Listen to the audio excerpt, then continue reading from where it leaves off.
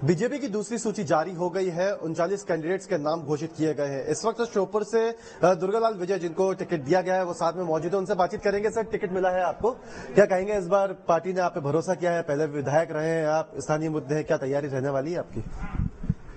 अभी पार्टी ने जो विश्वास जताया है उसके लिए मैं भारतीय जनता पार्टी के कार्यकर्ताओं को और वहाँ हमारे क्षेत्र की जनता को बहुत बहुत धन्यवाद देना चाहता हूँ। हमारे शीर्ष नेतृत्व को, माननीय केंद्रीय मंत्री नरेंद्र सिंह जी तोमर, हमारे मुख्यमंत्री माननीय शिवराज सिंह जी चौहान और प्रदेश अध्यक्ष BD शर्मा जी, जिन्होंने मेरे काम के आधार पर, कार्यकर्ताओं के और जनता के आवाज के आधार पर मुझ पर भरोसा जताया। इसके लिए मैं उन सब लोगों को, नेतृत्व को बहुत बहुत धन्यवाद देता हूँ। आगे आने वाले समय में श्योपुर विधानसभा क्षेत्र से भारतीय जनता पार्टी जीतेगी और निश्चित रूप से एक इतिहास बनाएगी।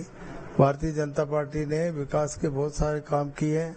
उन कामों के कारण से वहाँ की जनता भारतीय जनता पार्टी से खुश है और भारतीय जनता पार्टी को वोट देना चाहती है। बिजली के क्षेत्र में, सिंचाई के क्षेत्र में, शिक्षा के क्षेत्र में, चिकित्सा के क्षेत्र में, सड़कों के क्षेत्र में बहुत सारे काम हमारे उस क्षेत्र में हुए हैं, जिसके कारण से लोग कहते हैं कि वास्तव में सरकार भारतीय जनता पार्टी की जब से आई है तब से ही श्योपुर का विकास संभव हुआ है।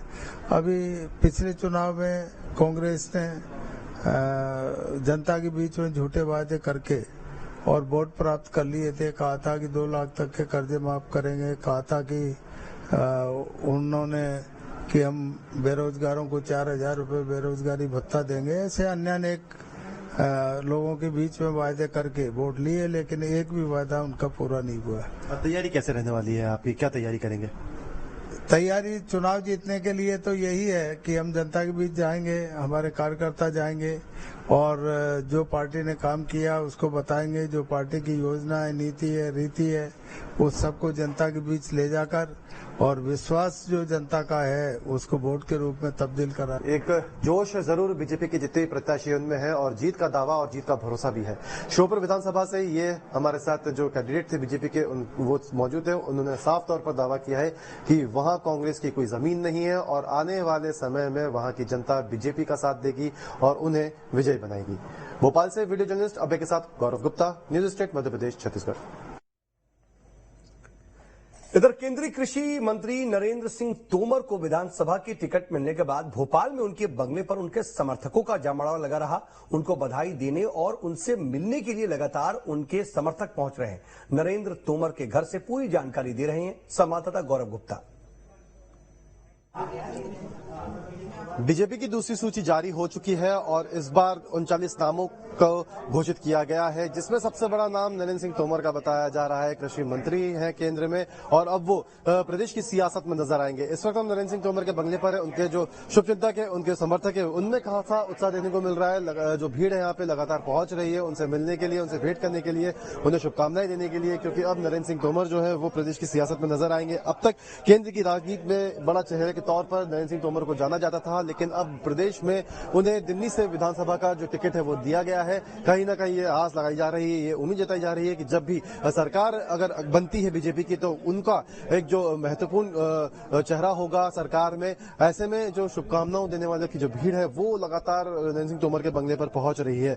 एक उम्मीद, एक आस कि नरेंद्र सिंह तोमर आने वाले समय में इस विधानसभा सीट को भी जीतेंगे और सरकार बनने के बाद एक महत्वपूर्ण भूमिका में भी नजर आएंगे। दिल्ली विधानसभा सीट इस वक्त कांग्रेस के पास है। नरेंद्र सिंह तोमर को वहां से टिकट दिया गया है। उनके पास अब चुनौती है दिल्ली विधानसभा सीट को जीतने की और इस टिकट की घोषणा के बाद लगातार कार्यकर्ता और लगातार उनके समर्थक उनके बंगले पर उनसे मिलने के लिए पहुंच रहे हैं। भोपाल से वीडियो जर्नलिस्ट अभय के साथ गौरव गुप्ता, न्यूज स्टेट मध्य प्रदेश छत्तीसगढ़। इधर केंद्रीय मंत्री नरेंद्र सिंह तोमर को दिमनी विधानसभा सीट से प्रत्याशी बनाए जाने के बाद मुरैना में जश्न का माहौल देखने को मिल रहा है। कार्यकर्ताओं और समर्थकों ने आतिशबाजी करके यहां पर जश्न मनाया। बीजेपी की दूसरी लिस्ट जारी हुई है, उसके बाद जिन उम्मीदवारों का ऐलान किया गया उनके समर्थक सड़कों पर उतर करके जश्न मना रहे हैं, खुशी का इजहार कर रहे हैं और ऐसी तस्वीरें यहां से भी देखने को मिली। और मध्य प्रदेश में बीजेपी प्रत्याशियों की दूसरी सूची जारी होने के बाद कांग्रेस की प्रतिक्रिया भी सामने आई है। केंद्रीय मंत्रियों को टिकट दिए जाने को लेकर के कांग्रेस ने बीजेपी पर तंज कसा है। देखिए, भारतीय जनता पार्टी की दूसरी सूची से ये स्पष्ट हो गया है कि बीजेपी चुनाव हारने जा रही है। भारतीय जनता पार्टी के पास चुनावी मैदान में कांग्रेस के खिलाफ उतारने के लिए चेहरे नहीं है। इतने सारे वर्तमान सांसदों को टिकट देना पड़ा है बीजेपी को। ये ज्यादातर वो हैं जो चीफ मिनिस्टर इन वेटिंग रहे हैं और जो चीफ मिनिस्टर का सपना देख रहे हैं। आज की तारीख में बीजेपी शायद बिखराव को समेटने के लिए कोई कोशिश कर रही हो। बीजेपी का आंतरिक मामला है। जिनको प्रदेश में प्रचार करना था वो विधानसभा में अपने सीमित रह जाने वाले हैं। विधानसभा के चुनाव में कांग्रेस पार्टी प्रचंड बहुमत से जीतेगी। जिस बीजेपी के पास चेहरे नहीं होंगे कांग्रेस के खिलाफ, तो आप सोच सकते हैं कि वो मध्य प्रदेश की सत्ता पे नहीं आ सकती। और इस वक्त हमारे दो सहयोगी मेरे साथ लाइव जुड़ रहे हैं। गौरव गुप्ता मेरे साथ, मेरे सहयोगी मौजूद हैं, और विनोद शर्मा इस वक्त मेरे साथ लाइव जुड़ रहे हैं। गौरव, मैं आपके पास आना चाह रहा हूं। इस वक्त जब बीजेपी की दूसरी सूची जारी हो गई है, बड़े चेहरों का ऐलान किया गया, सांसदों को टिकट दिया गया और अपने 3 सिटिंग विधायकों के नाम काटे गए। इन सब के बाद अब कांग्रेस की प्रतिक्रिया भी सामने आ गई है। ऐसा लग रहा था कि कांग्रेस इससे थोड़ा सा परेशान होगी, असहज होगी, अपनी रणनीति में बदलाव करना होगा कि आखिर कौन चेहरे उतारे जाए, लेकिन यहां पर तो कांग्रेस उल्टे तरीके से वार कर रही है। देखिए, बिल्कुल जिस तरीके से बीजेपी ने अपने 7 सांसदों को चुनावी रण में उतारा है, कहीं ना कहीं कांग्रेस के पास एक हथियार के रूप में एक मुद्दा जरूर मिल गया है, जिसमें कांग्रेस ने एक तंज कसते हुए कहा है कि बड़े नेताओं को बीजेपी को उतारना पड़ा, क्योंकि बीजेपी को यह डर है कि आने वाले विधानसभा चुनाव वो हार रही है। लेकिन इसका अगर हम दूसरे तरीके से देखें तो इन नेताओं का बीजेपी ने जिस तरीके से उनको चुनावी रण में उतारा है, तो इसका जो फायदा बीजेपी को मिलने वाला है, इसको शायद कांग्रेस नहीं आंक पा रही है। क्योंकि अगर हम नरेंद्र सिंह तोमर की बात करें, जिस तरीके से उनको दिल्ली से विधानसभा का टिकट दिया गया है, कहीं ना कहीं उनको दिया गया ये टिकट चंबल संभाग की उन 34 सीटों को पूरी तरह से इफेक्ट करेगा, जिन सीटों को लेकर बीजेपी हमेशा से रणनीति बनाती हुई आई है। वहीं अगर हम फग्गन सिंह कुलस्ते की बात करें तो आदिवासी चेहरे के तौर पर उनको देखा जाता है, और जिस तरीके से उनको टिकट दिया गया है, तो कहीं ना कहीं एक समीकरण भी यहाँ पे बीजेपी की तरफ से खेला गया है। प्रहलाद पटेल की बात करें या हम बात करें और भी सांसदों की, तो कहीं ना कहीं कांग्रेस की उन तमाम सीटों पर कब्जा करने की एक या जीतने की बीजेपी की रणनीति है। क्योंकि कांग्रेस की जिन सीटों पर अभी बीजेपी को जीत दर्ज करनी है, उसको लेकर लंबे समय से रणनीति बनाई जा रही थी, और ये तय किया जा रहा था कि आखिर ऐसा कौन उम्मीदवार होगा जो इन सीटों पर उतरे और कांग्रेस से इन सीटों को छीन पाए। ऐसे में जब 7 सांसदों को यहां पर उतारा गया है, तो ये 7 सीटें कहीं ना कहीं बीजेपी अब ये उम्मीद कर रही है कि ये पूरी की पूरी 7 सीटें बीजेपी के खाते में जाएंगी। इसके अलावा जो और भी सीटों की अगर हम बात करेंगे, और भी विधानसभा क्षेत्रों की अगर हम बात करेंगे, तो ज्यादातर ऐसी सीटें हैं जो अभी कांग्रेस के पास है। और अगर हम बात करें नरेंद्र सिंह तोमर के खेमे की, तो नरेंद्र सिंह तोमर के खेमे की जो प्रत्याशी हैं, उनको बहुत तवज्जो इस लिस्ट में देखने को मिली है। चाहे हम अगर रतलाम के सलाना की बात करें, या हम मुरैना की बात करें, या हम श्योपुर की बात करें, तो नरेंद्र सिंह तोमर के खेमे के ये सभी प्रत्याशी जाने जाते हैं। हालांकि कांग्रेस ने तंज जरूर कसा है कि अपने बड़े नेताओं को बीजेपी को उतारना पड़ा है, क्योंकि बीजेपी को डर है, लेकिन कहीं ना कहीं बीजेपी को यह मास्टर स्ट्रोक के रूप में देखा जा रहा है। विनोद भी मेरे साथ मौजूद है। गौरव, मैं आपके पास आता हूं। क्या आप उतारती है तो कहीं ना कहीं जी बिल्कुल। विनोद, देखिए, कांग्रेस इसको एक अलग रूप देने की कोशिश कर रही है, एक अलग तरीके से नैरेटिव दिखा रही है कि उनके पास चेहरे नहीं है। लेकिन अगर दूसरी तरफ देखा जाए, बहुत से हम लगातार वरिष्ठ पत्रकारों से और राजनीतिक पंडितों से बात कर रहे थे, वो कह रहे हैं कि एक मास्टर स्ट्रोक के तौर पर इसे देखा जा सकता है, क्योंकि बीजेपी पिछली बार जब उसको 2018 की जो टीस है वो दोबारा दोहराना नहीं चाहती, और कहीं से भी कोई लूप होल नहीं छोड़ना चाहती है, इसलिए पूरी तरह से किलेबंदी कर रही है वो, और ये रणनीति कहीं ना कहीं आगे विधानसभा चुनाव में दिखाई देगी। बिल्कुल। देखिए, मैं ये बात जरूर बताना चाहूंगा कि जिस तरह से भारतीय जनता पार्टी ने अपनी पहली सूची जारी की थी, उस समय ये बात जरूर कही जा रही थी कि ये बीजेपी का एक मास्टर स्ट्रोक है, क्योंकि कांग्रेस अभी तक अपने प्रत्याशियों का चयन ही नहीं कर पाई है। लेकिन जब दूसरी सूची जारी की है, तो भारतीय जनता पार्टी ने अपने तमाम केंद्रीय मंत्री, सांसदों को चुनाव मैदान में उतार दिया है। अब देखिए, एक महत्वपूर्ण बात मैं ये बता दूं आपको कि नरेंद्र सिंह तोमर, प्रहलाद पटेल, फग्गन सिंह कुलस्ते, कैलाश विजयवर्गीय, ये वो नेता हैं जो केवल विधायक बन के नहीं रहना चाहते, चारों की चारों मुख्यमंत्री पद के दावेदार हैं। ऐसे में भारतीय जनता पार्टी के सभी कैंडिडेट अगर विधायक चुनाव जीत भी जाते हैं, तो इनमें से ज्यादातर नेता ऐसे हैं जो बाद में लोकसभा का भी चुनाव लड़ सकते हैं। यानी या तो मुख्यमंत्री बने, मुख्यमंत्री नहीं बनते हैं तो फिर बाद में इन्हें अपने विधायकी से इस्तीफा देना ही होगा, क्योंकि सिर्फ विधायक बनके इतना छोटा कदम नेताओं का नहीं है कि वो अपने विधानसभा क्षेत्र तक सिमट कर रह जाएं। तो कहीं ना कहीं भारतीय जनता पार्टी ने ये उन मजबूर सीटों पर अपने मजबूत प्रत्याशी उतारे हैं जिसका कांग्रेस के पास अभी कोई काट नजर नहीं आ रहा। अब देखिए, मुरैना जिले की अगर दिमनी विधानसभा क्षेत्र की बात करते हैं तो नरेंद्र सिंह तोमर के खिलाफ कांग्रेस किसे उतारेगी, क्योंकि ग्वालियर चंबल में ज्योतिरादित्य सिंधिया जो एक बड़ा चेहरा कांग्रेस के हुआ करते थे वो ऑलरेडी बीजेपी में चले गए। अब उनके पास नरेंद्र सिंह तोमर की टक्कर का कोई नेता बचा नहीं। ज्योतिरादित्य अगर आज होते तो हो सकता है नरेंद्र सिंह तोमर के मुकाबले पार्टी उनको कहीं आजमाने की कोशिश करती। अब जो नेता बचते हैं कांग्रेस पार्टी के ग्वालियर चंबल अंचल में, वो या तो दिग्विजय सिंह हैं या फिर दिग्विजय सिंह के बेटे जयवर्धन सिंह हैं। बाकी सब राज्य सरकार के मंत्री के लेवल के लोग हैं जो शायद नरेंद्र सिंह तोमर के मुकाबले कितना भारी पड़ते हैं ये तो आने वाला वक्त बताएगा जब टिकट घोषित हो जाएंगे। यही स्थिति कैलाश विजयवर्गीय या फग्गन सिंह कुलस्ते या फिर प्रहलाद पटेल के सामने होगी। तो एक बात तो साफ हो गई है कि भारतीय जनता पार्टी को पहले मध्य प्रदेश में अपनी सरकार बनानी है, उसके बाद अगली रणनीति जब लोकसभा चुनाव नजदीक आ जाएगा तब की जाएगी। नहीं, लेकिन अब जब दूसरी लिस्ट जारी हुई है तो इस दूसरी लिस्ट में क्या समीकरण बैठाए गए हैं, गौरव मैं ये भी समझना चाहूंगा, क्योंकि देखिए जाहिर सी बात है लगातार मंथनों का दौर रहा, काफी ज्यादा विचार विमर्श किया गया भोपाल से लेकर के दिल्ली तक, और केंद्रीय चुनाव समिति ने जब पिछली बार बैठक हुई थी तो काफी दिन गुजर गए और कहा जा रहा था कि उसी वक्त फौरन लिस्ट जारी होगी।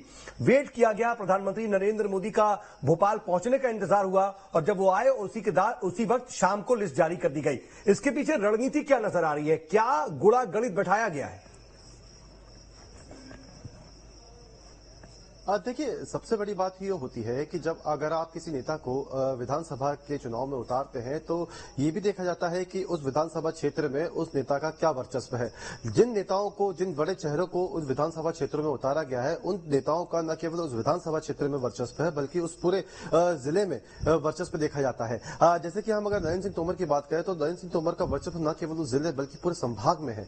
जैसा कि मैंने पहले भी आपको कहा कि चंबल संभाग की पूरी जितनी सीटें हैं सभी को नरेंद्र सिंह तोमर के प्रत्याशी बनने के बाद इफेक्ट करेंगी और कहीं ना कहीं इसका फायदा बीजेपी जरूर अपने पास ले जाएगी। जैसा कि बताया जा रहा है कि ग्वालियर में या हम बात करें चंबल संभाग में तो कोई बड़ा नेता कांग्रेस के पास नरेंद्र सिंह तोमर की टक्कर का नहीं है। ऐसे में कहा जा सकता है कि अगर नरेंद्र सिंह तोमर को वहां पर उतारा गया है तो उसका फायदा बीजेपी को जरूर मिलेगा। और मुरैना या हम बात करें चंबल पूरे संभाग की तो वहां पर बीजेपी की स्थिति जो थी एंटी इनकम्बेंसी या हम बात करें कुछ विरोध के स्वर वहां से जरूर उठ रहे थे, लेकिन नरेंद्र सिंह तोमर के वहां से प्रत्याशी घोषित होने के बाद कहीं ना कहीं बीजेपी ने मास्टर स्ट्रोक उस क्षेत्र के लिए तो खेल दिया है। लेकिन अगर हम बात करें राकेश सिंह की जबलपुर सीट की बात करें तो जबलपुर में भी अगर राकेश सिंह को वहां पे उतारा गया है तो कहीं ना कहीं उसका इफेक्ट पूरे जबलपुर में पड़ेगा। हम बात करें अगर इंदौर की तो इंदौर में कैलाश विजयवर्गीय को उतारा गया है तो कैलाश विजयवर्गीय की बात करें तो इंदौर में भी वो एक तरीके से लोकप्रिय नेता के तौर पर जाने जाते हैं। अब अगर कैलाश विजयवर्गीय विधानसभा चुनाव वहां से लड़ते हैं तो इसका असर कहीं ना कहीं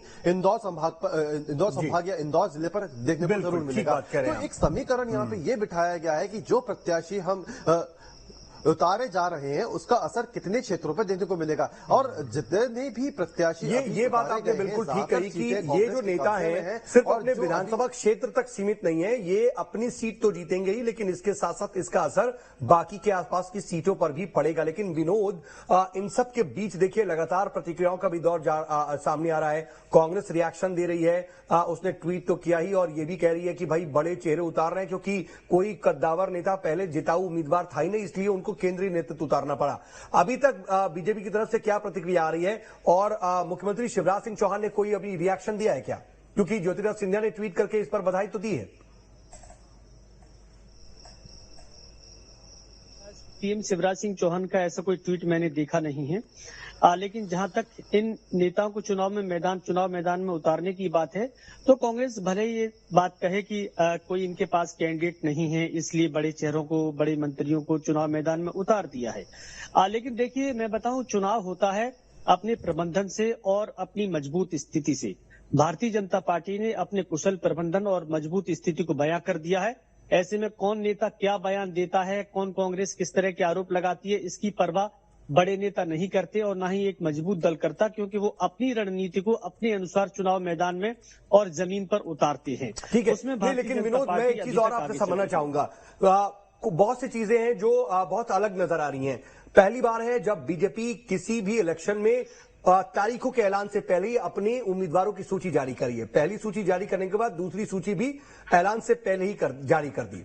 इसके अलावा केंद्रीय नेतृत्व को, केंद्रीय नेताओं को उतारा जा रहा है, 7 सांसदों को टिकट दिया गया है। इन सब के पीछे क्या रणनीति है, क्या सोच है और प्लानिंग क्या नजर आ रही है? आपका क्या विश्लेषण है?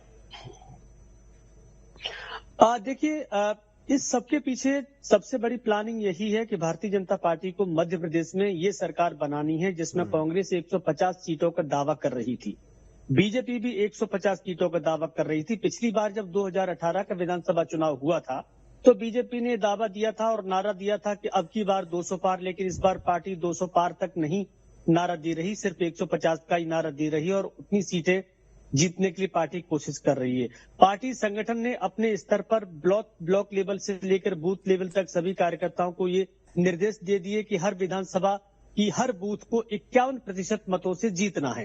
तो ये संगठन और सरकार ने अपने कुशल प्रबंधन का काम किया है, क्योंकि ये चुनाव बहुत महत्वपूर्ण है।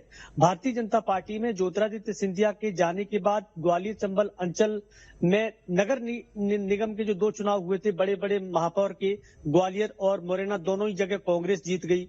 ग्वालियर में कांग्रेस की बात करें तो 70 साल तक कांग्रेस हारती रही, लेकिन इस बार जीत गई। इससे भारतीय जनता पार्टी को कहीं ना कहीं ये झटका जरूर लगा कि आखिर ये हुआ तो हुआ कैसे।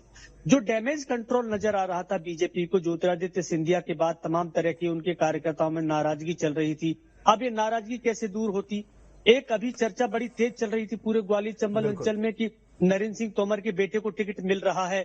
उधर कैलाश विजयवर्गीय के बेटे पहले से चुनाव मैदान में थे, आकाश विजयवर्गीय। तो पार्टी ने यही सोचा कि बेटों की राजनीति से जरा दूर आइए और पिता को ही चुनाव लड़ाया जाए, क्योंकि ये वरिष्ठ नेतृत्व भी है और बेटों को थोड़ा राजनीति इसमें देखिए, हम अपना विश्लेषण तो कर रहे हैं, लेकिन कहीं ना कहीं बीजेपी की जो रणनीति है वो बहुत सोच समझ करके इस रणनीति पर आगे बढ़ रही है। और कुल मिलाकर के उसके दिमाग में, उसके जहन में, उसके फोकस में एक ही चीज है, मध्य प्रदेश में एक प्रचंड जीत हासिल करना। उसी के तहत ये पूरी कवायद की जा रही है। गौरव और विनोद, आप दोनों हमारे साथ जुड़े और तमाम जानकारियां साझा की, इसके लिए आपका बहुत बहुत शुक्रिया। इस बीच इंदौर से आ रही एक अहम खबर आपको बता दें। दरअसल इंदौर नंबर 1 सीट से बीजेपी ने पार्टी के राष्ट्रीय महासचिव कैलाश विजयवर्गीय को उम्मीदवार बनाया है।